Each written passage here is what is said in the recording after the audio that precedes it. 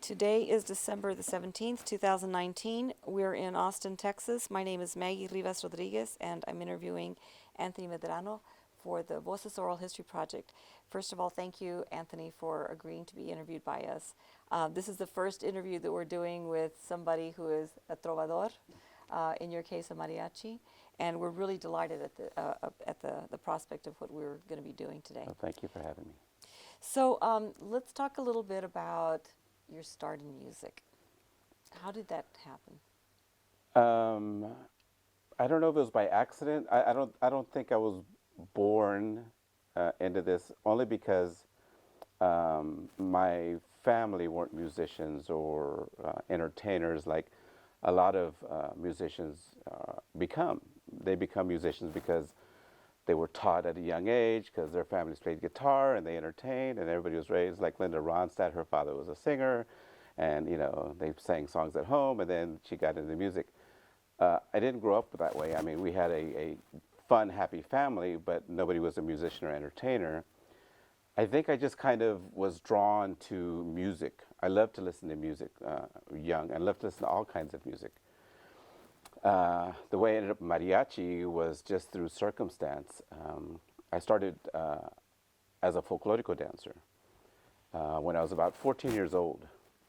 So I was at that age where not sure what I wanted to be or do.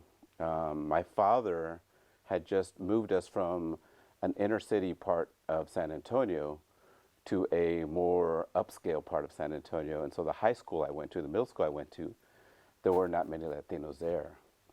And so I guess in a way I didn't identify with the people around me, and I guess I was searching for something to be identifiable with. And when my sister started taking folklorico lessons, she was much younger than me, so she's a little 8-year-old girl walking around, and I would have to go with my parents or my mom to the lessons. Of course, the instructor would see me there, and she would say, "We need boy dancers, why don't you just dance?"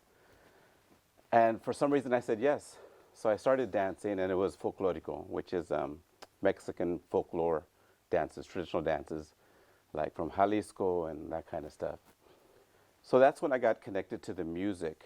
From there, after I finished my folklorico dancing, and I was pretty successful, I toured internationally and was part of a professional group, I still connected with that mariachi world, with that mariachi music. And my friends were all mariachi musicians who I'd hang out with and play basketball with. And again, for being in a certain situation, being in the room, a director of mariachi just said, why don't you learn violin? And I again said yes. I didn't say no because I didn't know any better. I mean, violin, sure, why not? I didn't know it was difficult. And I think 3 months after that, I started performing. I was 21 at the time. I hadn't taken any music lessons other than some guitar with a friend, just kind of jamming out, but nothing. I couldn't read music. In fact, in high school, I auditioned for band, but was rejected because I didn't already know how to play an instrument. And it was one of these programs where they want musicians to be in their program. They don't want to teach you. They didn't want to teach me. And so I was kind of turned off by that. But, when Juan Ortiz, who's the director of Campanas, asked me to learn violin at 21 years old, he was willing to teach me. And so I did. And that's how I got into mariachi, and that was 36 years ago. So, and then now I am me, mariachi. Let me ask you a couple of follow-up questions. Where were these folklorico dances or lessons that your sister was taking? Where did that take place? So that took place in San Antonio. It was a company called Ballet Folklorico de San Antonio. Very popular group, very established. They had very good teachers, and it kind of helped me become the student that I've become for all kind of art, because the teachers that they brought in were actually certified teachers from Mexico, from UNAM. These were profes. These weren't just, neighborhood people who kind of learned how to dance a little bit and showing somebody else. These were actual institute, university pounding the stick on the ground, looking at you, getting mad at you, professors that I learned from. And I learned a lot from that. I learned discipline, and I learned the culture. I learned the deep part of the culture, not just the superficial part, not just the sarape, sombrero, glitter. I learned the reasons why there's a sarape, the reason why there's glitter, the reason why there's a sombrero. So that was in San Antonio with Ballet Folklorico de San Antonio. Was this something that your parents had to pay for the lessons? Um, I'm not sure if they paid for it, but I know they were invested in it in a sense where my dad was on the board and participated. So they encouraged it. I'm pretty sure there was payment for lessons for my sister. At the point that I got in, I think I was just kind of invited in because male dancers were just too far and few and far between. So when I came on, I was kind of like, yes, you're going to be part of the company. And I learned, I had really good instructors. I learned very fast. And I remember it was a company that the arts back then, I guess we're talking in the 70s and 80s, weren't really supported in San Antonio. So this company had to do a lot of stuff on their own. So whenever we'd perform, like at the Arneson River Theater, there was just a canvas of a stage, Nothing was set up, no lights, no sound system, no floor. It was a cement floor. And so we had to build our own stage. And I remember my father was one who would be there, pulling up the cord, bringing the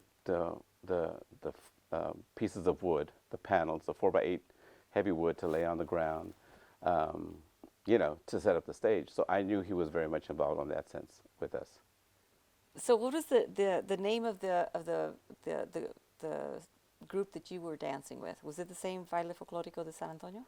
So yeah, I was with Ballet Folklorico de San Antonio for about 10 years. And because of that, I became, very good at dancing. I was offered a dance scholarship to the San Antonio College under Nelda Drury. There was an international folk company. And that was another amazing experience because I was asked to perform all over the country and even go to Mexico, to Huastepec, and take some really heavy-duty, lessons and participate. I was actually the president of the SAC Folk Dancers, which, wow, which is a really cool thing. And there were, of course, met a lot of people. And I think that was a way that I learned about production, because dance isn't just about dance. I mean, yeah, you can learn to dance, but you have to be aware of things around you. You have to be aware of spacing. You have to be aware of where your face is, what you're looking at. Where it's entertainment. I mean, you don't just look at your feet and dance. You have to, if you're really going to perform, like you see the major companies do, you have to project. So that helped me when I got into mariachi entertainment. So was there a time where you were doing both the folklorico dancing and the mariachi music? So when I joined Campanas, I was still pretty much in my folklorico days. I had just finished a little run with a group called Danza America, which was a more modern dance company. And when I say modern, I mean that it was still folklorico, but they incorporated modern sounds like La Bamba. Instead of performing it traditionally, they did the Samba Bamba, which was one of the songs back then that kind of made it, it was a disco beat and with La Bamba going. So Danza America kind of incorporated all those. That was directed by Vivian Zamora. So that was, they kind of brought all that kind of style and more entertainment value to folklorico dancing. So it wasn't just almost like a recital kind of thing. It was more entertainment, more fluid. And because of that, because of being in that part of, in Danza America and learning that kind of dancing, when I got into Campanas, Campanas was a very young group in the world of not many mariachis. The mariachis that were known worldwide were Vargas, Sol de Mexico, Sol de Mexico just coming out, but Los Camperos, There's just 4 or 5, and Campanas was on the very tip of that inside circle. We were able to, because Mariachi Vargas was our teachers, because Bel Ortiz started Mariachi Festival in San Antonio, that we were connected. That's when I got into Campanas. And so the Campana style has always been a little different than traditional mariachi. Um, there's been articles written that we kind of bastardized the genre, which I guess depends how you look at it. I mean, you could take it as an insult, but we kind of took it as a compliment because everybody was doing the same thing and doing it well, and we respected that. And when we did that, we did it well and respected it. But when we started adding drums and trombones and other keyboards to make our own sound, those were all influences from listening to Chicago, listening to Santana. You know, it was a way of us just being musicians instead of mariachis. What we dressed like and what we played, violins, guitarrón, vihuela, trumpet, we were still able to use those, but utilize our other influence that we had in our life.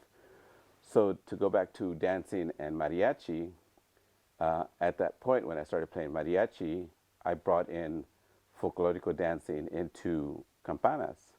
So I would choreograph the members, and I would teach them steps. So we actually started dancing during some of the songs, like just simple steps, but still movement. We started doing movement. We brought movement to the stage, which kind of freaked a lot of the old school guys out.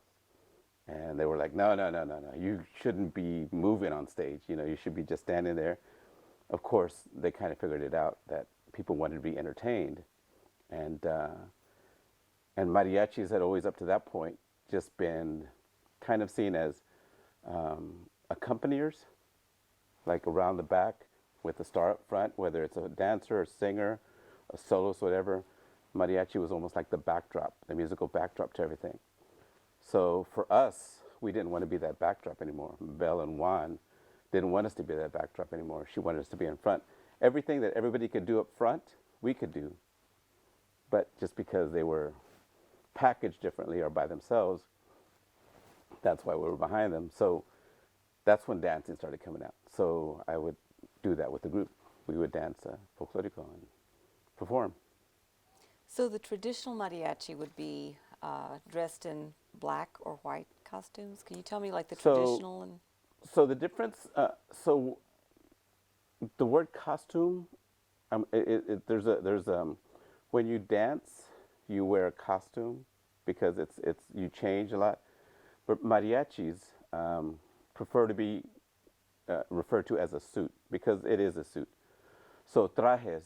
So the traditional mariachi traje had pretty much been black, and the symbolism is just a black suit, formal suit, and the gala, which is all the adornment, kind of symbolized your wealth, in the community. So if you had a lot of gala on, it was very well adorned, then you were a very wealthy person. There's a lot of studies on where that, what that is. But for mariachis, the traditional was all black and a white shirt, and then just silver gala. White wasn't brought in until like the 80s, and that was a big wow. We started using blue only to be kind of seen differently than the traditional mariachi. So a lot of groups now, they have all colors of the rainbow. In fact, there's a rainbow-colored mariachi in LA, So that's how the trajes kind of evolved. But the reason why I talked to one of the directors of a group in Sol de Mexico. His name is Jose Hernandez, world-renowned, great arranger and director, and he's got a great group, Sol de Mexico. And when they first came out on the scene, they were an all-white traje, an all-white suit. And they came out and they just popped all of a sudden. You see a stage of, mariachi performing in black, black, black, and all of a sudden this white ensemble comes out. And he did that on purpose because he wanted to stand out. He wanted, because they would not only hear him. I think that the thinking was they could hear him louder if they noticed him differently. And I think that's the thing that worked with us too. People could actually hear us if they saw us, and that's how that kind of happened. So the gala, is there some significance to the kind of patterns that you So it's there's so many different designs. So there's no really significance. A lot of it, depending on the group's name um, or the region, that might be like if it's Mariachi Azteca, they might have Aztec calendars. If it's Mariachi, Soul, they might have suns. We're Campanas, so some of my trajes have bells on them. I don't know if any of these do, but no. Yeah, so it's just whatever your label is. You want to Very label small question, but how much does a traje like that cost? yourself. So you can get a very I would say from $300 up to $1,500. This one probably is like a $700-800 one. But there's more to the traje. I mean, you have the suit, the three-piece suit with this jacket, a vest, and the pant. Then you have boots, which are patent leather usually, or suede, which is probably another $80. Then you have the belt. The belts are made of hilo, so it's the fabric from the agave, like, the thread. And these are all handmade, and I've bought belts up to $800. And then sombreros, depending on the style and the material, they can $1,200 easy. So fully outfitted, 4,000 maybe if you really go, and that's not even counting the instrument.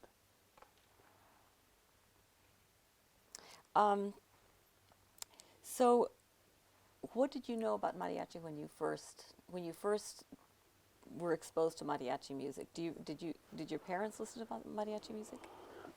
Well, my first recollection of mariachi music that I was not was not one that was like, oh, this is beautiful. This is the what I want. This is what I want. I've heard the voice of God, and now I'm going to follow it. I remember my father liking mariachi music, but he liked it for the reasons of a lot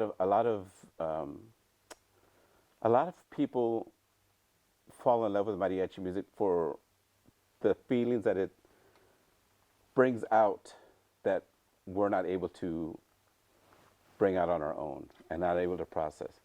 So the feelings of hurt, the feelings of depression, the feelings of anxieties, just all these old Jose Alfredo songs, this crying, these corridos, this pain, this life, give me the tequila and get drunk and then end up crying, and that's a whole real thing that happens, and that's why we do gritos, we scream it out, we yell it out, it's inside, it's guttural, we just boom, finally, because I think there's a lot of men have a lot of pride, so we don't cry, we don't hurt, we don't show anything.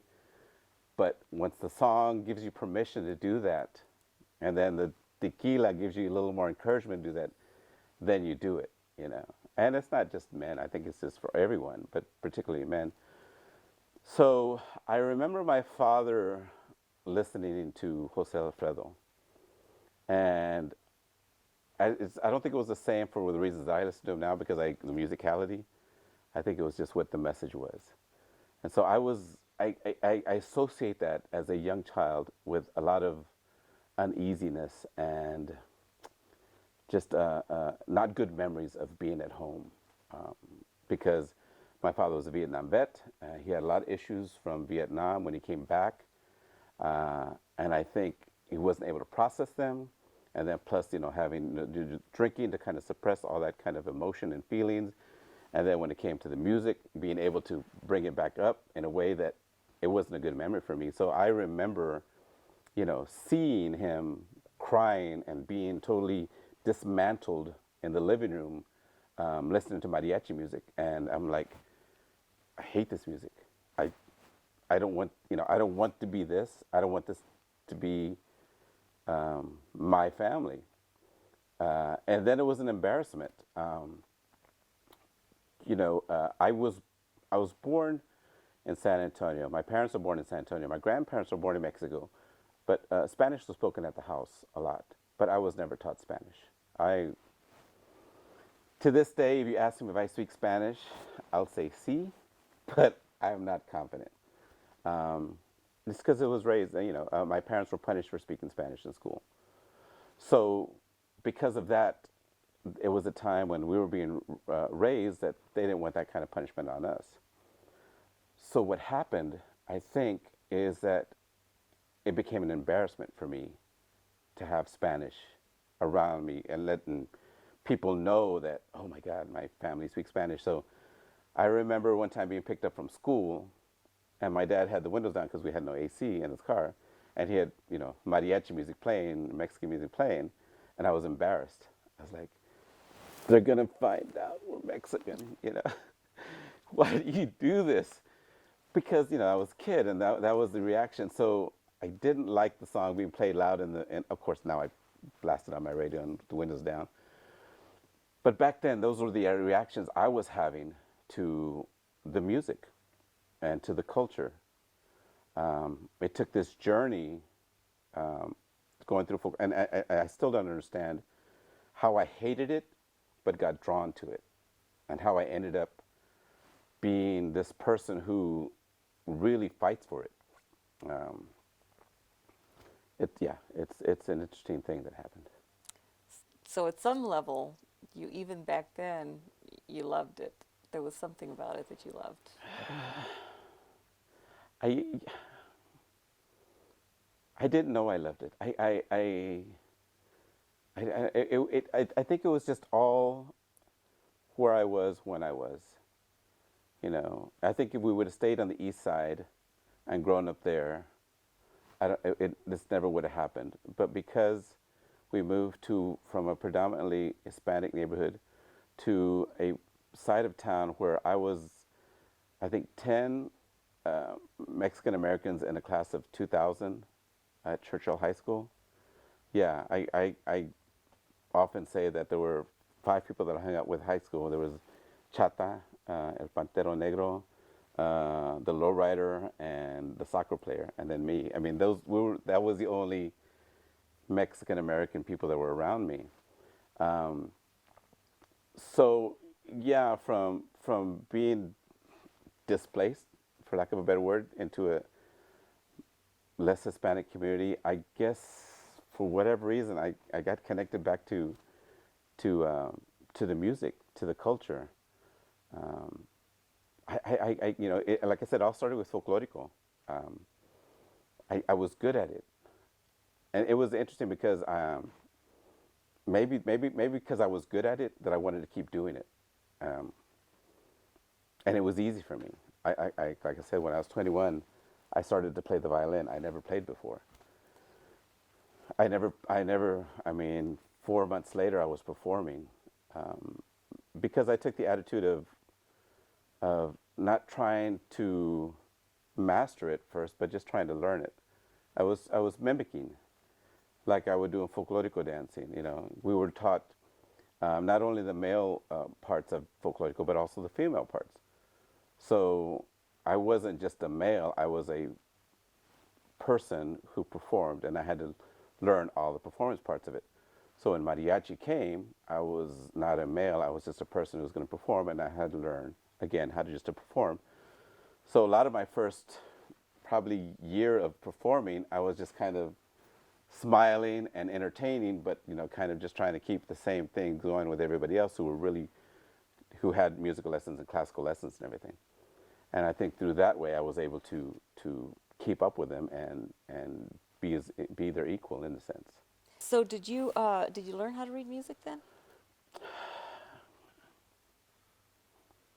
It's like swimming.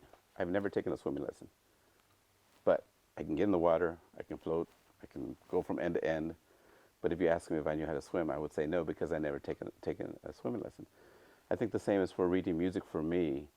I can read it, I can follow along, but I get this little anxiety of like I've never gone through traditional process of being a student of music. So I would, my honest answer would be, I don't know how to read music, but I can read. I think it's the same. It's the same like in Spanish. Can I speak Spanish? Yes, I can speak Spanish. Do I know how to speak Spanish? I don't think I do. But I'm able to communicate, and a lot of the artists that I work with now that I've been doing this for 50 years of the culture. I've had to talk to people in Spanish, from Mexico, and I'm able to communicate. I'm not comfortable in it because it was never spoken in my house, but that's, I guess that's just part of what we are. We know how to speak it, we just don't know it. Yeah, I totally identify with that. Sorry about that. So who are some of the influences, your influences in mariachi? So my influences in mariachi, there's so many. I've had a kind of career that is kind of unexplainable. I lucky, blessed. All my idols I've met, but my main influence of mariachi, of course, was my director Juan Ortiz, who's an exceptional instructor, performer, entertainer. We've been sidekicks for now over 30 years. We read each other's mind on stage. We've entertained thousands. We've performed everywhere. So he was an immediate influence, and then from there, he opened up my world of what to listen to and who to listen to and how to listen to. But there's musicians-wise, there's all the greats of Mariachi Vargas, of Mariachi Internacional Guadalajara, of Mariachi Sol de Mexico, Mariachi Cobre, all the great mariachis I look up to and I respect, and I've worked with all of them.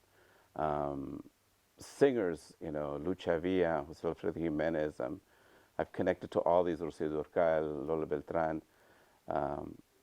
I admire them, Juan Gabriel, and if I hadn't worked with them directly, I've been a part of the world indirectly a little bit through other people.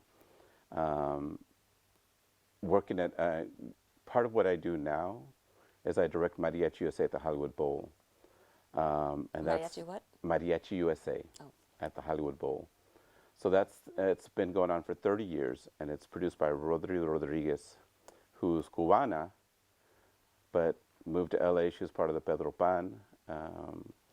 She ended up in Los Angeles, went to LA high school, became a producer, music producer, and traveled, and then decided she wanted to do a mariachi show at the Hollywood Bowl, which nobody ever heard of. Everybody laughed at and said it would never work, and now we're in our 30th year. In the past 15 years, I've been the director. So everybody that's worked through there, Linda Ronstadt, Vicky Carr, Jose Feliciano, all those have been my that I've looked up to, that I've been able to work with. But major influences, I just think mariachi in general as just one big body has been the influence, not one person. So what does it take to be the director of Mariachi USA? In my case, it's nothing that you can say as a 4-year-old, I want to be, like I want to be a fireman, I want to be a lawyer, I want to be a doctor. It was just everything happened when it happened. I had a background in dance. I had a background, I was with Mariachi Campanas. I was co-producing and directing and staging shows at Fiesta Texas with Campanas. So we're doing all these big floor shows, all these big, entertainment shows. And when Rodri, we had performed at the very first Mariachi, say 30 years ago. So Campanas is one of the longest performers of Mariachi USA as an ensemble. And it just, one year she said, I wanted to do a show in Vegas. She wanted to produce a show, mariachi show in Vegas. and she asked me to direct it, and so I did. That was supposed to be a 2-week thing. I ended up staying there 6 months. Um, it wasn't a great success, but it was a great learning experience. What year was that? I think it was about 11 years ago. I'm very bad with years. I mean, right now, what are we, 2018, 19? See? Very bad. So Anthony, when you say it wasn't a tremendous success, what do you mean by that? It was 6 Financially. months. Oh, but Financially. But you went. It was going on for But 6 months. yeah, and I think for me, and it was like going into a university of production of, the biggest university to learn how to, to fight the sharks, and to try to stay alive and to, to make a cast happen, to make a show happen. Yeah, I learned a lot. It made me someone that I didn't know I could be. And that's when the producer said, okay, I want you to direct Mariachi USA. And it's something that she had been doing on her own for 15 years, besides being the MC and, producing and getting everything ready and directing. She decided that she wanted me to be a partner in that.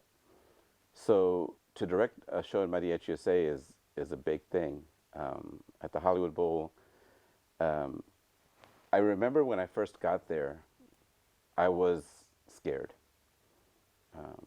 And to backtrack a little bit about what the Hollywood Bowl means, mariachis forever in this country have had no respect given to them at any kind of outdoor festival type place.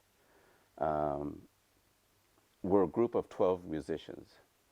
And when you go up to a stage that you get hired to perform at, and the sound guy says, I put 3 mics out there for y'all. And we're like, well, we're 12. I goes, yeah, but we only have 3 mics. So y'all can do it. Don't worry. Y'all just a bunch of mariachis who, you don't need that. You're loud anyway. You're loud, you're loud, you're loud. And there was no respect given to the musicality, what the violins could do, what the guitars can do, what the bass could do, what the trumpets could do. It was just one big wall of noise to a lot of people out there, especially on the engineering side, on the audio side. There was no respect given. After one of our, when we performed at the Hollywood Bowl, I had bought a cap that said Hollywood Bowl on it as a souvenir because it was a big thing, 1994, whatever, to have a cap, and to go do these things. So I've always been the technical director for Campanas. So I do the advance, and I'd go to the venue, and I'd say, we would need this, that, and the other. And they would say, blah, blah, blah. We'd negotiate. It was always a negotiating thing. I can't do this, I can't do that, blah, blah. So one time I recall that I went to it was an outdoor venue, and I went to the sound guy, and I said, hi, I'm Anthony with Campanas, and I'm going to need about 10 mics. And he goes, we don't have that. He didn't even try. No, we don't have that. I can give you 4 or 5. And I said, well, we really need 10. He goes, don't have it. And I said, well, okay. And then as he was talking to me, he saw my cap. It said Hollywood Bowl. And then he said, Hollywood Bowl, have you been there? I said, actually, I've performed there 4 times. And then he said, oh, let me go check on those mics. And he got us 10 mics. So that kind of changed, that kind of attitude. And it's always been that way. And that's the reason I was taught that our image that people see of us, we control that. So if people don't really respect us, it might be because we're not respecting ourselves on first image, So when you see the traje, you don't ever want to be without the tie or unbuttoned or dirty or with a beer, because if one person sees us for the first time, they're going to say, oh, there's that drunk mariachi all dirty and, there's no respect for him because he doesn't respect himself. So I think that's what I learned through directing Mariachi USA. So fast forwarding into the first years that I went to direct, I was scared. I was going into this great venue, and you go back there, there's pictures of the Beatles, there's pictures of all the great violinists, all the great artists in the world, playing on that stage. The people that were there, that were running it, who were in charge, were all white people, and I'm this brown little guy from the east side of San Antonio who, again, never took swimming lessons, never knew how to learn music, never knew how to speak Spanish, who just really never had any formal kind of, you know, card behind me that says that I'm qualified out there, being a director. So I was really scared, and, they kind of worked with me and they were like, okay, well, you don't have this, well, you need to have that, blah, blah, blah. So I kept learning. Vegas was part of that learning. Last year, I'm always the first one of the production company to go into the Hollywood Bowl. I walked on the stage last year, and it was such an incredible moment for me in my career and for what I've been through that this moment happened. When I walked onto the Hollywood Bowl, it was empty. The 18,000 seats were empty. The stage was empty. The show was just open. It was 9 o'clock in the morning. And the only one who was there was the sound guy that was in the house, in front of the house. And as I walked on stage and looked around, the whole sound system, you could hear, "Hello, Anthony, welcome back." And to me, I was like, whoa. The Hollywood Bowl knows my name, That's what I felt at that moment. Sorry, I get a little emotional because the journey, from saying you can't have 4 mics or you can't have 10 mics, you can have 4, to the greatest venue in the world saying hello and good morning. Yeah. So, yeah. Breathe. Wipe the tears. And that's without tequila.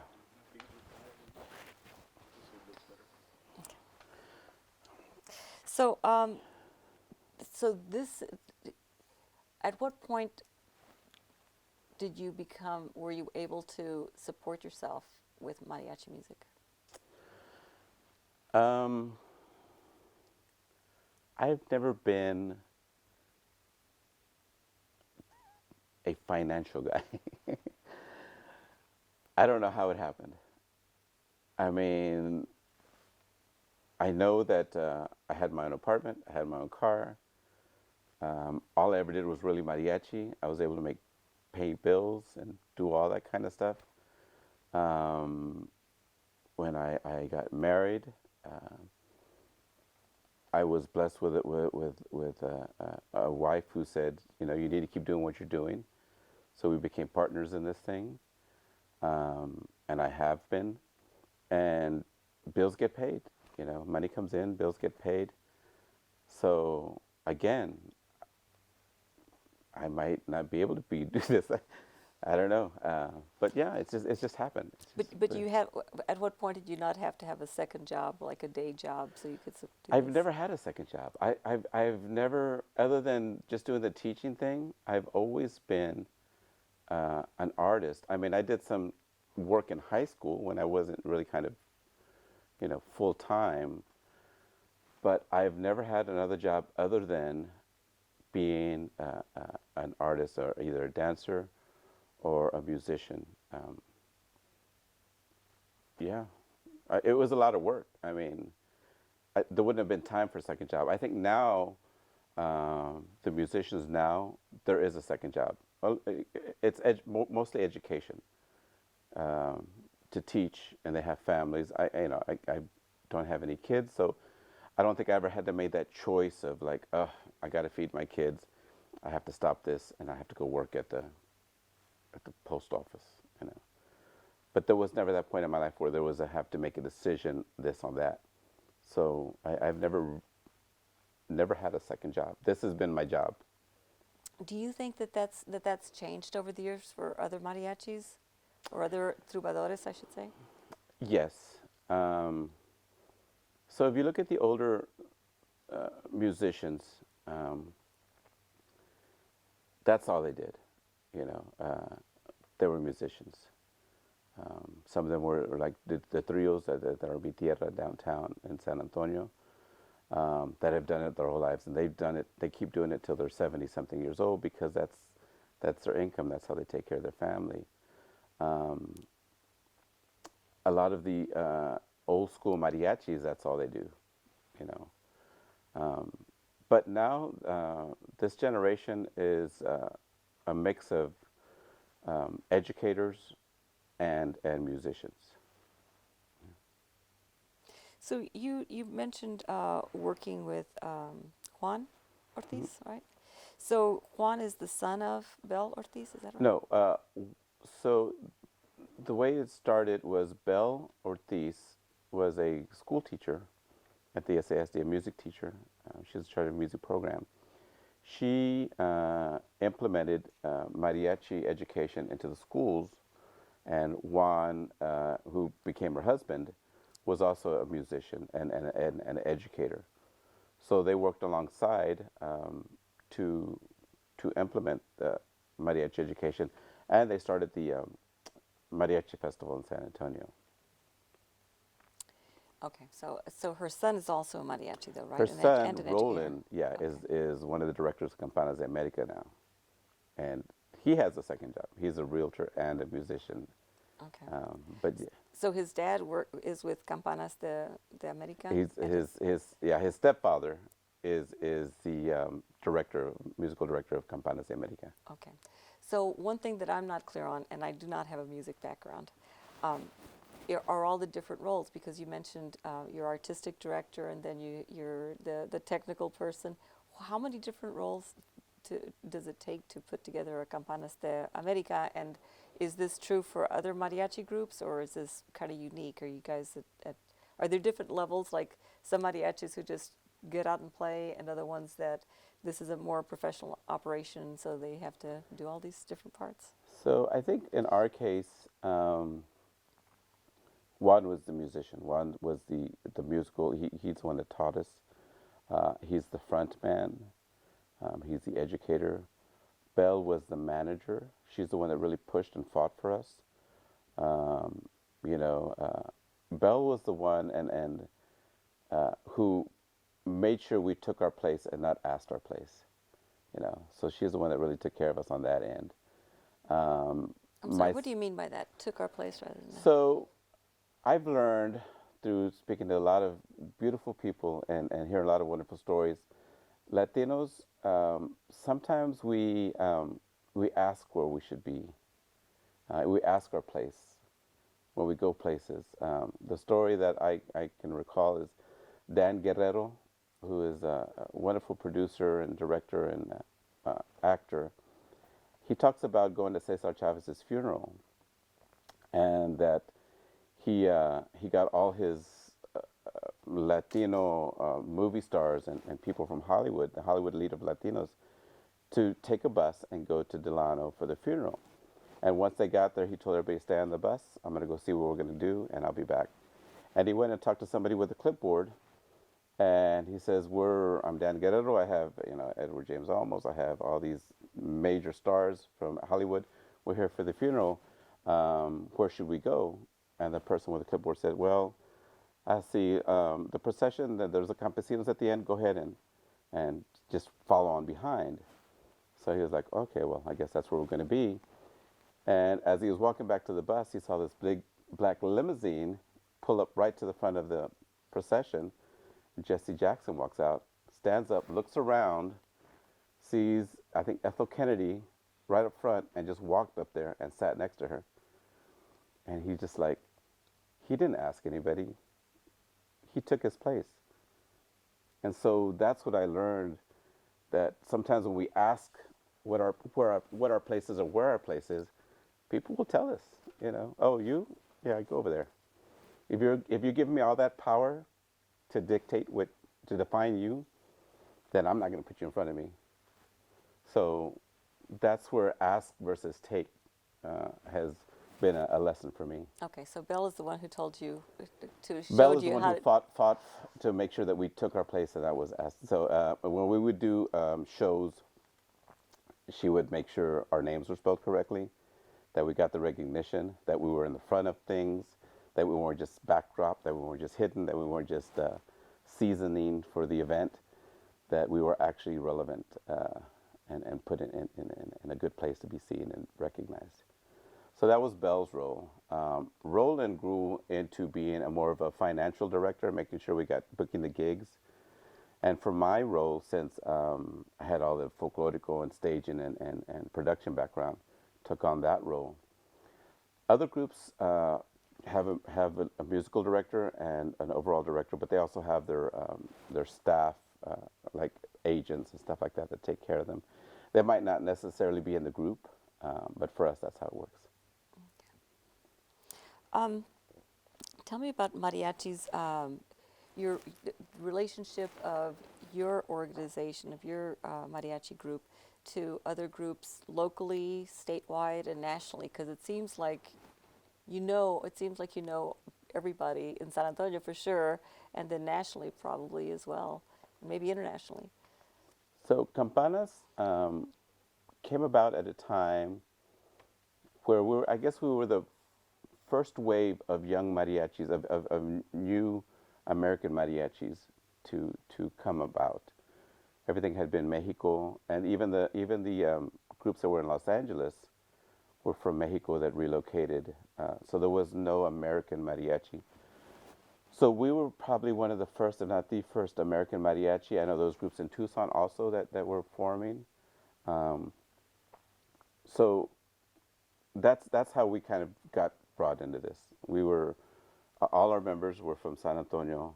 I were born there. I was English speaking, went to school there.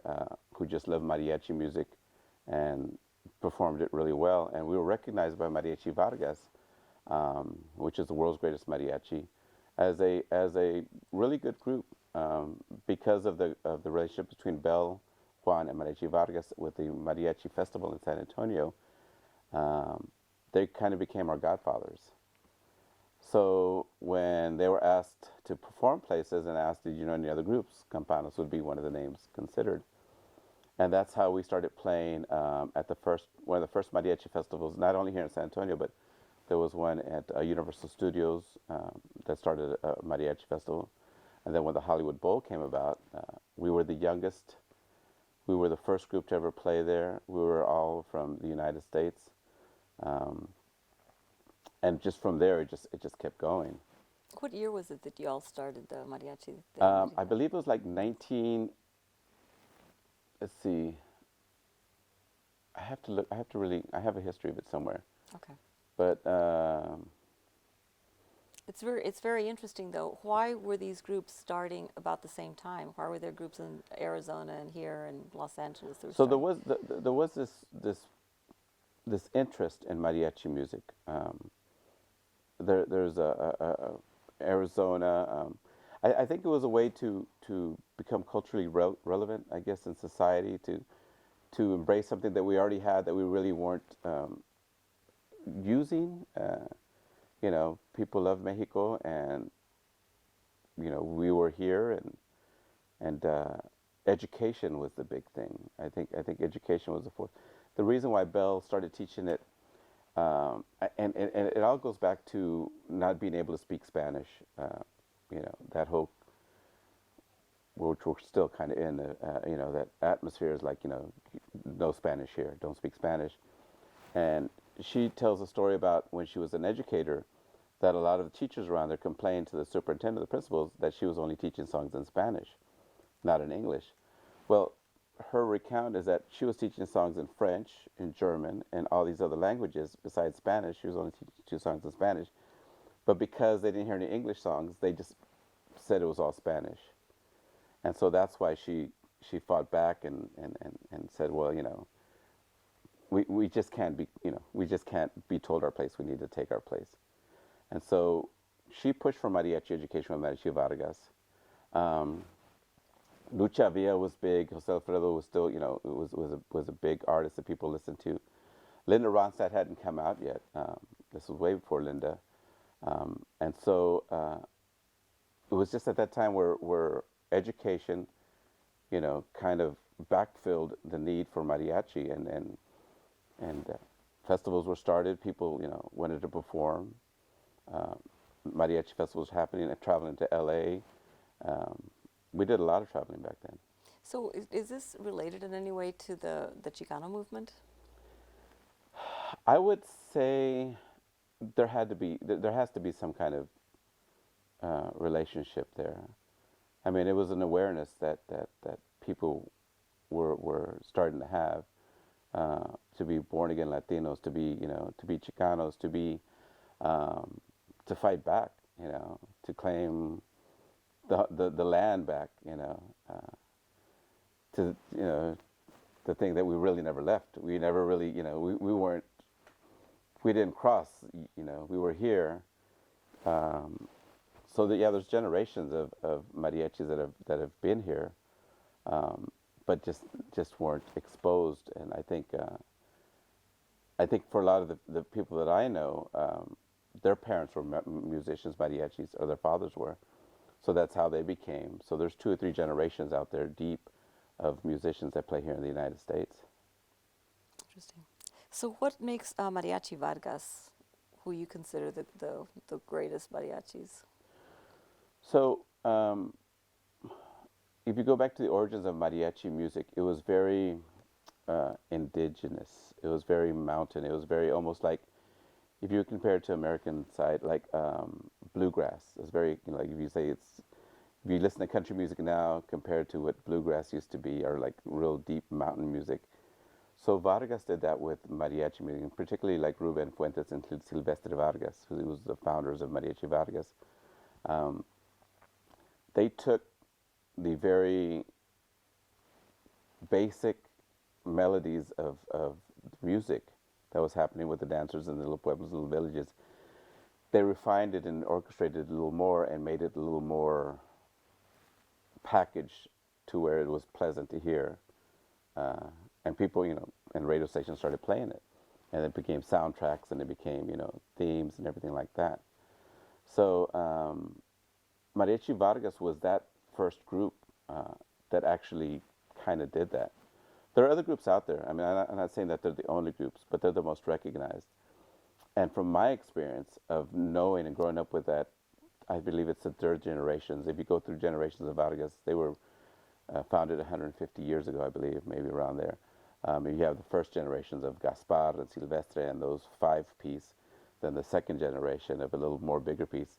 And then I was privileged to know the 3rd generation, which was a 12-piece, and these were all masters of their instrument, masters of the voices. When I would see them, I would like, this is incredible. This is what I want to be. I mean, this is how I want to be. This is, this is nothing wrong with this. This is everything right with this. From the way they presented themselves, the way they acted, the way they sang, the way they interpreted, it was all pure. It wasn't a show. It was they didn't perform. They didn't practice performing. They just did it, and that was so incredible to me to see that, and that's why many consider Vargas the greatest. But since that Vargas, there have been other wonderful groups that have that same kind of passion. There's groups in LA, there's groups here in Austin, there's groups in San Antonio, there's groups in Mexico. I'm privileged to know all the top groups in the world because I work with them at the Hollywood Bowl. And I get the only seat, my seat to this is right off the stage in the wing, 6 feet from them. I'm the closest person, other than the sound guys, that gets to see this 5-hour show of the world's greatest mariachis. And I can see history, I can see cultural, I can see the generations coming through them, that what they learn and what's been passed on to them. So, although Vargas to me is the world's greatest, there's a whole other blanket that is covered with these other musicians. How many days is that? It's 1 day. Oh. It's crazy 1 day. I get there at 9 in the morning, set up the stage, do a sound check for 2.5 hours, get 5 groups in and out with dancers and guest musicians, give them an hour off to eat. I might try to take a shower and go back and start the show at 6. And by 10:40, everybody's on stage. A cast of 80, a 5-minute firework display, and it's over. And then I have to load up everything and take it back. 5 hour, right? 4.5 hours out, from 6 to 10:30, 10:40, plus 5 hours. Yeah. It's pretty amazing. So how about connections with Mexican mariachis? Do you have that? So the mariachis in Mexico, I work well with all of them. I mean, there's a wonderful relationship between U.S. and Mexico in the mariachi world. Um, there's you can never say, you can never take away Mexico as being the motherland of mariachi music. Um, that's not right. That couldn't happen. But I think we have our own history here in the U.S. of mariachi legacy. Um, yeah, so I do have that great relationship with the mariachis from Mexico. I talk to them regularly and keep up with them and follow them on Facebook, social media. How is there such a thing as a mariachi song sung in English? Um, yeah, I mean, it loses something if it turns into English, of course. Spanish is so poetic. There's if you really read Juan Gabriel and read Jose Alfredo, and it's poetry. And if you translate it, it's doesn't have that romance or that edge that only Spanish can bring. Um, and interestingly enough, not only in lyric, but I think in musicality also, you can't really take a sheet of music that a mariachi has composed and put it in front of an orchestra, because you lose that feeling, you lose that in translation. Because classical musicians are very, classical, they're very boom, boom, boom, very square, very what it is, unless given direction. But a mariachi, when they play that song, you feel every motion, you feel every transition, every adornment. It means something, you know. And I think that's an interesting thing too about not only the language but the musicality. So, have you heard of mariachis in other countries other than Mexico? Oh yeah, Like oh where? yeah. It's a worldwide thing. I know there was a Yugoslavia. There's a mariachi. I know in Japan. We've worked with some groups in Japan. All over the world. I mean, you really can't go anywhere in this world without finding a mariachi or some kind of group that resembles a mariachi. And do they sing in Spanish as well? Oh yeah, yeah, yeah. Because I think through social media and YouTube, we're all accessible to each other in real time. So if they like something and they want to play it, they can. There's websites that mariachi music is completely written out and words are written out, and you can download them and play them from anywhere you're at. How interesting. What do you suppose draws them to mariachi music in Japan and Yugoslavia? I think it's just I think it's the romance, the idea, the feeling of it. And in the same ways that you know Disney's, all these theme parks have these different little lands that you want to go be a part of. I think mariachi is that kind of little ideal place to live in, to be in, to listen to, and to experience. To have that that feeling of being able to throw that grito, like we talked about. Um, I when I talk about the Hollywood Bowl, and I talk about Latinos or Latinx or Chicanos, and everybody who's out there right now, sometimes my world is a lot different from their world. I live in this world, but their world might be one where they're not, they can't access this as fast as I can. So whatever their 9 to 5 is, or whatever their everyday routine is, they kind of maybe feel a little washed out, a little whitewashed in society, and they want to connect again. And when they go to the Hollywood Bowl, I've said that it's almost like a spiritual hub that you can plug into to recharge your Latismo, your Chicanoism, your Latinx, everything. Where you can throw your grito, where you can, be 13 again, or be at your abuelas, or be, listen to grandpa and grandma again, or be in the backyard, when it was just simpler and it was just music and life. Um, and I think that's what people, like about it. Uh, they want that little bit of cultural freedom of being, a mariachi or Mexicano. Good. Um, how do you feel about audiences singing along when y'all are playing? Um, so we do a section at the Hollywood Bowl where we encourage it. It's called the Sing Along. Um, it's a beautiful thing uh, to get everybody on the same page with not only mentally but spiritually, to do one thing all at the same time, to get 18,000 people to sing Volver, Volver, and to follow the mariachi and to, be a part. I've always loved the idea of when performing not to let the edge of the stage be the edge of the stage. The edge of the stage should be all the way to the back wall, to the furthest ears that can hear it, you know. So that means that everybody is part of the show. That if you're in the space, you're in the show.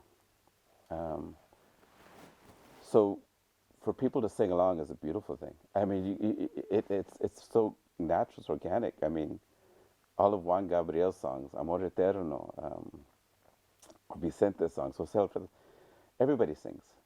Everybody sings. Uh, when you get to, so I also work with the Classical Music Institute. I'm on the board of that. Um, and so I go to a lot of classical music chamber orchestra programs.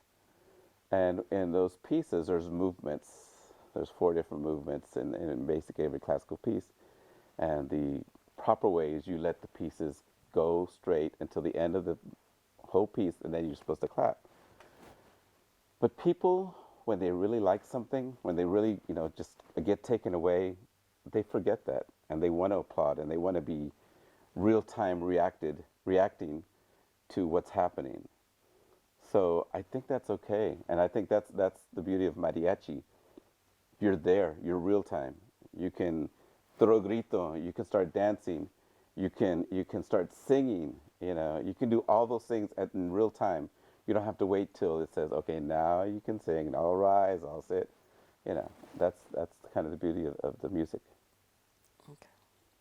So one thing that I know has been happening in the last few years have been all-female mariachi groups, and that's actually some of the research that I have found has been about what that signifies. What does it signify to you to have all-female mariachi groups?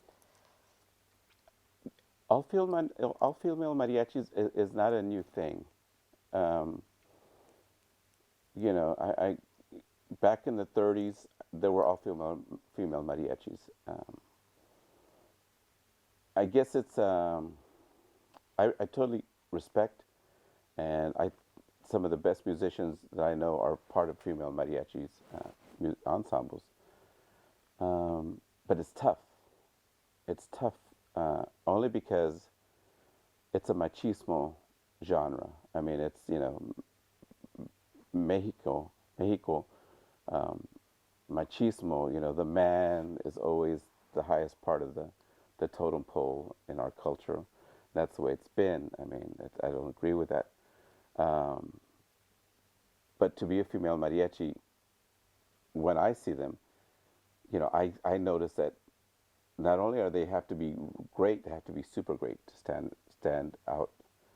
Um, in our show, we have at least one group of all female mariachis. I've worked with some great ones. They're in Mexico. A lot of the so a lot of groups that they've done now is, besides having their own all male group, they'll start an all female group too, to mirror. So um, uh, Mariachi Sol de Mexico has Mariachi Reina, and they're both under the same direction. Um, There's also in Mexico. For ourselves in Campanas, we never, from the very beginning, never separated ourselves that we were an all-male group. We never just said, that's it, no females. We've always had at least 2 females as part of the group because we just didn't see, that it was a boys-only club. There are groups that feel that way, and I think it's just to keep that the image that everybody has in their mind. If they say, picture a mariachi group, not too many people are going to picture an all-female group. The first mind is going to all men, all in their black suits, all looking, like Vicente Fernandez, looking like that. But not too many are going to see a female group. When you're playing, you're still playing the violin? Mm-hmm. When you're and you're singing as well? Yeah. So mariachi ensembles, there's not just you're not just a violin player, or you're not just a trumpet player, or a guitar player, or just a singer. I mean, you do everything. So the mariachi is not only a musical ensemble, it's a choral group, it's a dance company. If you see how far mariachi has come, there's mariachi festivals here, still today, that have competitions, and there's UIL competitions now on the university levels and high school levels, and so these kids that are in high school come out and perform and stage and dance and put on productions now that were never done by high school kids, 30 years ago. It was only done by professional groups. And they do everything. I mean, nobody, you can't really get into a mariachi or be part of a mariachi if you just do one thing, because that's not what a mariachi is. That's not what a trovador is, If you need to feed your family, you need to sing, you need to play, you need to entertain, you need to pull that extra dollar, get that extra dollar out. So yeah, it's you have to do everything. So when you're performing as a mariachi, Mm-hmm. are there some songs that you just get really tired of playing? So I depending on there's the library for mariachi is extensive. I mean, we're talking thousands of songs. I guess the most frustrating part is when the stereotypes of what Mexico is or what a mariachi should be singing is blatantly displayed in front of you. Like if somebody starts, who you can tell is not culturally connected to you, stands in front of you and says, "Hey, play la cucaracha." You know that's, even though it's a song, that's not a good feeling to get on the other side. Or even La Raspa or Rancho Grande, there are some that request that song that really understand what the Rancho Grande is and what that song is. But there's sometimes there's persons that will kind of use it as a trying to put you in your place kind of thing, play Rancho Grande, mariachi kind of thing. What does it mean? What does it mean as far Rancho as Grande, that song. Well, I've learned one of the beautiful things about my journey is I've never played for one particular audience. I've played in front of lots of people with lots of backgrounds, with lots of political views. I mean, even in this political climate where we're, Democratic versus Republican, and there's a hard line there, I've played in some of those spaces where Republicans, really hard heavy Republicans are, that do understand mariachi, and do understand Spanish, and they connect with us, and they don't really use us as a toy. They really do respect us because I've learned that a lot of these people who have made lots of money in oil and stuff had to communicate with ranch hands, with people who lived on their property, who helped them keep stuff going. And most of those people are from Mexico, and speak Spanish. So I've played at some very high-profile Republican places where the highest person there, most Republican person there, will speak Spanish to us very sincerely and talk about us and embrace us and and drink tequila with us and sing the songs better than a lot of people that I know can sing it, and with that feeling of Rancho Grande, of having the big ranch, of working it and the whole storytelling, and they're just so connected to it, and then 10 minutes later they'll be saying fuck the Democrats on stage. But at that little moment, that's where the politics kind of makes everything different. But underneath that, I think we're a lot more in tune than people might not think. So how is the Mariachi USA, is that the biggest festival? I would say that's probably one of the most prestigious festivals. There's other festivals that go on around the world now. Um, in Mexico, there's an encuentro in Guadalajara where they have a whole week. You there's concerts here. Mariachi Vargas was a mariachi education. There's one in Tucson. Um, but I guess probably the jewel of mariachi concerts would have to be, because of the venue, because of the historic value, because of the way it just feels, is Mariachi say at the Hollywood Bowl. Okay. When you're playing, what do you are you thinking? What are you thinking about? Is it? I mean, I know that you're thinking about the music, but how does that? I've not having ever been a performer really.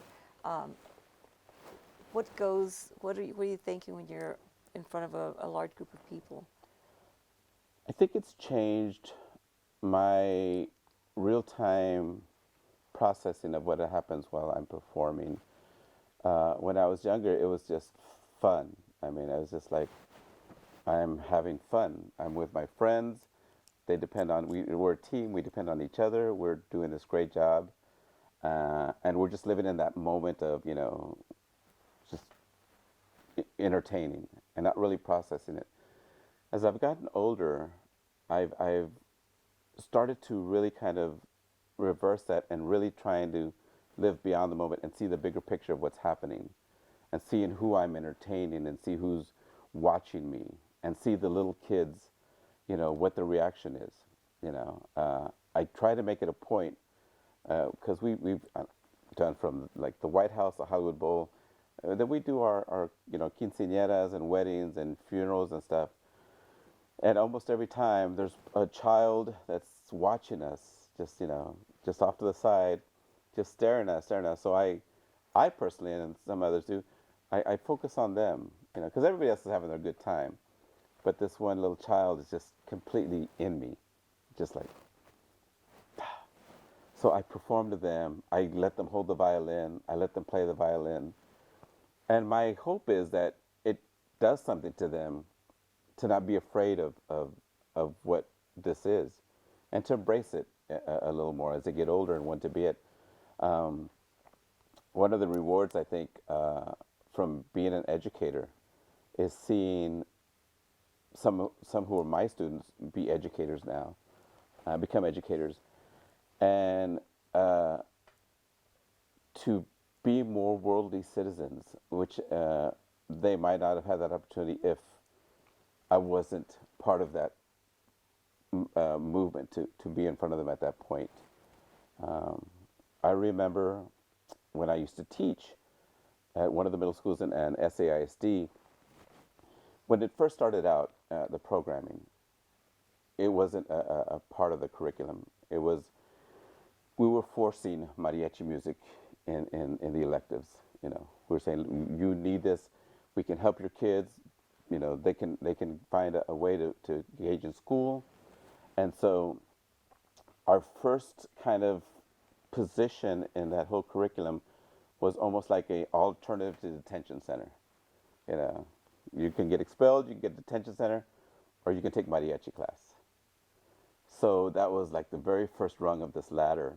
And so when we had these classes, and most of them were after school, you know, the important thing about teaching is not to just to teach a song to have them play, but to prepare them for life a little bit, to give them a little more than just a song to play, because that's not going to help them, they know 3 notes. So we would say, okay, you have to have your shirts tucked in, gentlemen, shirts, you have to wear a belt, you have to have it, you have to be, at least presentable. You don't have to wear the suit that I wear, but whatever you're wearing, you know, try to make yourself a little more presentable so nobody will think that you're less than what you really are. And I remember, I guess it was this is what we taught every day. But we're going to perform, so here's your tie, tuck your shirt in, wear your belt, lift your pants up. This was in the 80s. And then in the 90s, we did a lot of performances at Fiesta, Texas. So we're regular entertainers there. And I recall one day after a show, this young man came up to me. This young man came up to me, and he goes, "Hi, sir." And I said, "Oh, hi." He goes, "Do you remember me?" I said, "No, I don't." He goes, "You taught me in middle school. I was in one of your mariachi classes." I said, "Oh, cool. How you doing?" He goes, "I got my belt on, and my shirt's tucked in." And he was very happy. He had a family. I mean, with his family. And that right there showed me what was happening, what change was being made. Because if not for the work that was being done there, pretty sure this kid would have ended up, in jail, in the system, not being cared for or not caring. And I think that's where mariachi education saves a lot of young Mexican-American kids, just by knowing they have a place, that they've always had a place. That's the place where their grandparents had, and their parents had, and their great-grandparents had. Because I think a lot of the youth feels lost, and so they just do whatever they want to do because there's no space for them. But once they connect to the culture, whether they choose to or not, there's a place. And that's a good thing for them. I know that was Bill's work in San Antonio, was that the first mariachi classes taught in the country? So Bell is credited for starting mariachi education in the U.S. and really beyond the U.S. because there was no real formal education of mariachi in Mexico either. But because she started the mariachi festival here in the United States, where she brought Mariachi Vargas over, she would give workshops, and kids would come in, and schools would start participating. That was the very beginning. There was other programs that were going on right afterwards in Tucson that started festivals and stuff. But I would have to say Bell was the very first person to really start mariachi education program, and in a sense start the whole mariachi movement. Because if you don't teach someone how to do it, then it doesn't get done, or it'll just never get done. It'll just never happen. But because that started happening, the structure to teach and to have teachers and students, and then to have an outlet for the students, and then it's a big industry now. I mean, it's amazing. We kind of we joke about that. My generation is that we pretty much taught our way out of a living, because we taught so many kids who teach kids. Now there's really hundreds and hundreds of mariachis out there that play just as well as we do, not better, who are younger, which is, that's okay. That's good. What do you think the future of mariachi is in the country? I think it's limitless. I mean, there's always going to be festivals. There's always going to be, you know, the songs that are being sung now uh, were sung years ago, so they're still around. So I think they've already proven they're timeless in a sense.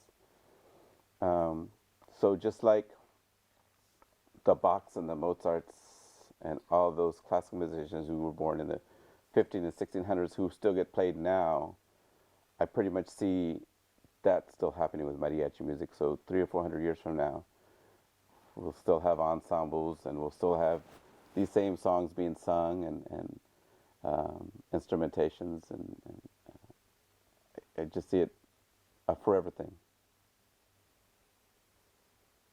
Anthony, is there anything that I haven't asked you about that you think is important to? There's so much. No, please, go ahead. Let me see, let me regroup.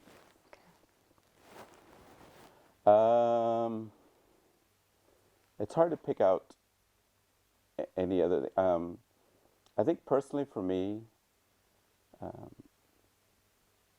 if it weren't for mariachi music, uh, I, I I wouldn't be able to brag about being, in the White House. Uh, I mean, not just once. I think 3 or 4 times. You know, I mean, to have access to sit there and being asked, "Is there anything you need?" or and in this traje, you know, sitting in the red room and being shown around and then performing, to to be invited upstairs for photo op with with President Bush, in a private balcony where nobody ever gets to see, and talking one-on-one with the President of the United States, just having a conversation, a good old boy conversation. Was this the first one or the second? The President second Bush? one, Oh. to experience that, and then to be performing in the Rose Garden and just looking over everything, just understanding the historic significance of the moment, and just kind of looking at the president, and the president looking at you and giving you kind of like a little wink, like, you know, that's just a really cool thing, to be behind the scenes, to be the fly on the wall, to be everything. I've been able to do that. Okay. So you're saying, Yeah. so this was, you went to the White House 3 times? Yeah, I believe it's about 3 or 4 times, yeah. And so opportunities like that, opportunities of meeting the Pope, you know. Eastside Anthony, if he would have stayed there, I don't think would have ever met the Pope, but because of the journey, because of the path, because of just following, what was happening. From Folklorico to Mariachi, got blessed by the Pope, which was my grandmother's. My cousins hated me because they could never do anything to be better in grandma's eyes than me, because there's a picture of me and the Pope on her wall. So, to be part of great artists, to see great entertainment, to be a carekeeper. What is it? Caregiver? No, to be. Caretaker? Yeah, caretaker of an art form. Because what happens at the Hollywood Bowl, I have input. What people see, what people take away. I kind of, am blessed to be that person to say, this is what represents us. This is the best part of us. So it's just, and there's so much. So much more to the story than just what's happened on stage. I think because of my path that I took as an entertainer, my being a brother and being a son, I was always on the road. Family members would pass away while I was on the road, So that's a hard thing, to give so much to one thing, and then the stuff that you were given naturally is kind of not neglected, but just kind of not being able to be prioritized in the way that you can be in two places at the same time. You have this commitment to perform. You know, you've made this investment into yourself, and to 12 other brothers and sisters depend on you to be there. You know, along with tickets sold and everything. So you just can't stop doing that to go and check on your grandfather or stuff, because you know we're not that powerful or that big of a star to cancel things like that. So on the personal side, being this was a sacrifice on that end, but it's a blessing, because I was able to celebrate in special moments with my family as a mariachi. Parties, debuts, weddings, all my cousins, dancing with my grandmother, and some songs, being just happy, and because of me being mariachi, those are beautiful moments. And on the other end, there's the harder moments where trovadores, musicians, are not always for happy occasions. Mariachis, I know in my case, when a child is born, we're called in to celebrate that birth, and we'll play there for the first party or whatever, the announcement. For every birthday, we're called in. When someone gets married, we're called in. Divorces, we're called in for celebration for whatever reason. So we play at that. And then there's, at the end of a person's journey, a person's life, that we get called in for comfort. We get asked to play at a person who's about to pass away's bedside. I remember a young girl who was dying of cancer, brain cancer, and this was in June. She had maybe a month and a half left, and her parents wanted to celebrate. She was 8 years old, I think, 8 or 9. So they wanted to give her as much as they could because they knew she wasn't going to last long. So they threw a quinceañera for her at 8 years old. And of course, we were the mariachi. And playing for her, standing in front of her. Not really trying to be the mournful moment, but trying to be that happy moment that everybody wants. And entertaining her, and seeing her and dancing with her, knowing, what 2 months was going to be. So those are those moments. And then, of course, at the very end, traditionally, trovadores, all músicos, mariachis, entertainers, gets asked to be comforts for funerals. So not only have I seen lots of funerals, a lot of people that I don't know. It's kind of a weird thing to show up at a rosary at an open casket and to be allowed to stand right in front of it and to basically view and sing a goodbye song and follow them to the gravesite. Other than a priest, I don't know who, or the mortician, who is asked to do that. But families expect that. And then it's harder when you do it for your own family. And so I've had to do that a couple of times. But that's our role. There's the Hollywood Bowls, and then there's the other sides of it.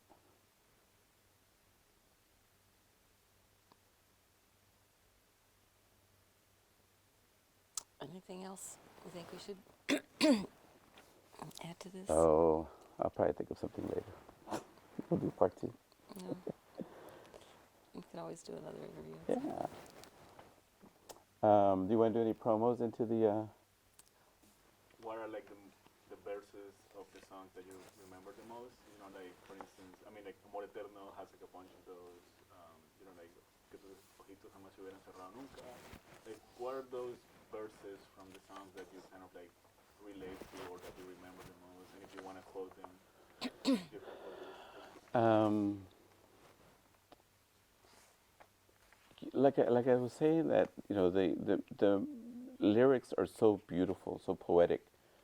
Um, it's hard to say that there's one lyric that is a mantra or that sticks with me. Um, Just some that you remember. I just want to get you quoting some stuff. Oh, he just wants you to say the words. So El Rey is one of the most Yeah. famous ones, right? I guess El Rey y Volver. Yeah, or for instance, I love Vámonos. Like, Yeah. Vámonos donde nadie nos juzga, donde nadie nos diga que hacemos mal. that's yeah. But that's also a classic. So yeah, lyrics like que no somos iguales dice la gente, que dos seres distintos no se pueden quedar. You know, all the social justice kind of feelings. You know, like vamos. Jose Alfredo is great for that. Caminos de Guanajuato, when it talks about, we enter this life crying, and I see we leave crying, like that's just powerful. I mean, uh, uh,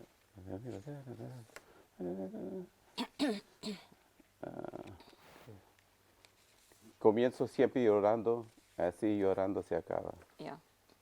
I mean, it's all there. It's all there in one lyric. And, my understanding of Jose Alfredo and his songwriting is that it took tequila, it took a little bit of letting that spirit breathe to get these lyrics out. One of our mentors, who was his compadre, I remember him recalling a story that there was a time when Jose Alfredo had stopped drinking and no words came out, because there was, I guess, just everyday life and every day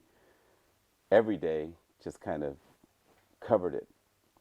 But once you just feed that spirit through alcohol and are able to really express yourself without filter, the true poetry can come out, especially if you're already inclined to kind of speak that way. So the words that Jose Alfredo wrote are a great example of that.